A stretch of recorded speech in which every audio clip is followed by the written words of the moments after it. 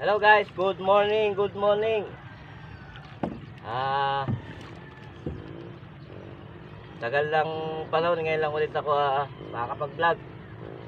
Ngayon, tingnan natin kung may mahuhuli tayo dito sa panting kinalat ko kagabi.